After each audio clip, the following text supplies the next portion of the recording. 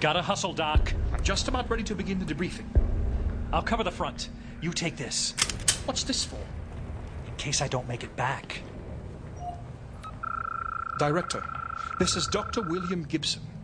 What you're about to see was given to us by Mikhail Zilka, one of the scientists who created the synthetic strain for this woman, President Belikova. An act of betrayal that unfortunately cost him his life. When I finished recording this presentation, I'll upload it via secured satellite from the safe house to your server. Then your man Max and I will make our way to the extraction point. I pray this reaches you safely, even if we don't. Without further ado, Las Plagas. The organic form of the parasite was discovered in Europe by a religious group called the Illuminados. They used it to recruit and control their members. When the power shifted to a new Castellan, he forbid its use and sealed the parasite away in his castle. And that's where it stayed for hundreds of years, until another Castellan broke the seal and released them again. Las Plagas, literally the pest or the plague. It attaches itself to the victim's nervous system, working its way through the lungs and the heart, to eventually gain control of the central nervous system through the spinal cord. Symptoms of the infected include coughing up blood, fainting, hallucinations, appearance of blood around the eyes, swelling and discoloration of the blood vessels, and a discoloration of the iris, typically in red. When all else fails, look at the eyes. Those are the symptoms, but what does it actually do? In short, it makes them very strong and highly resistant to pain. And not just humans. Because it is highly adaptable, it can possess other organisms as well. How is it so effective? One theory is that Las Plagas has a collective intelligence, what you might call a hive mind, communicating via ultra-high frequency sound waves.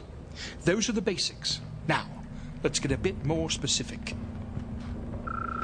The dominant strain Plaga was designed to allow the host to retain complete control of the parasite. In addition to being able to control their own, they can also control a subordinate parasite in others. And they are capable of causing dramatic mutations in themselves at will. There are very few side effects to the host's mental capabilities, but it can give them incredible strength. A host carrying this Plaga could remain virtually unchanged as long as they suppress the parasite's mutagenic powers.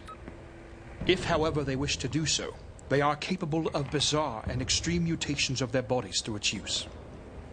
Because of the level of control of the dominant strain Plaga, Belikova's scientists were able to create a sort of master-slave relationship between humans and bioorganic weapons.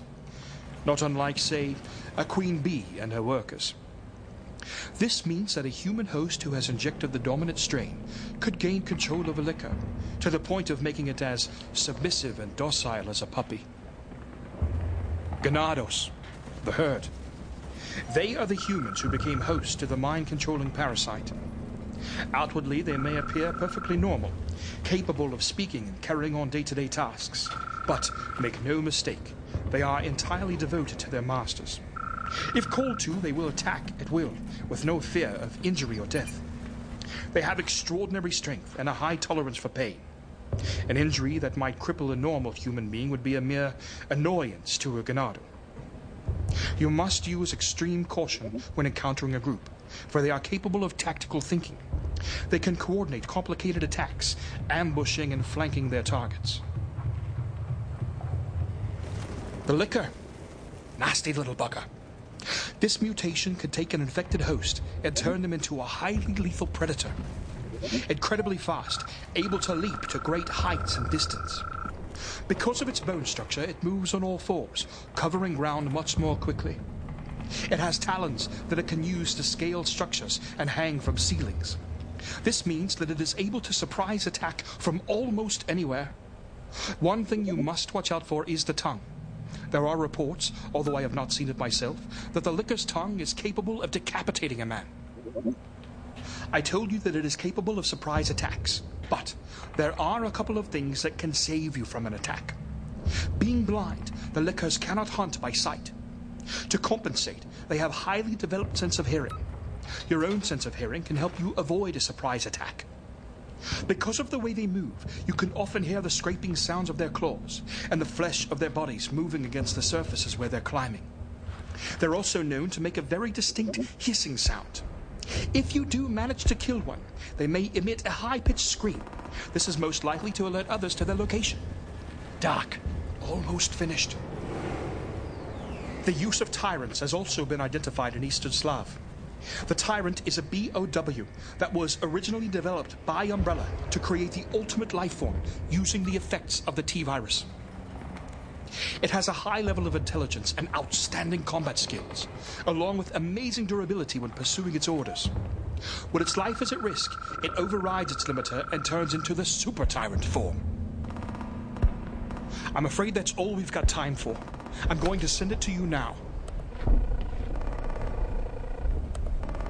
Time to go, Doc. Just have to upload.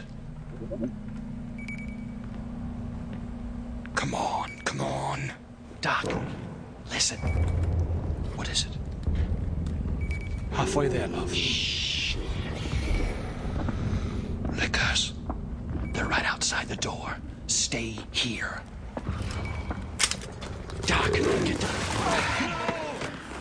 Damn it, come on! Ah!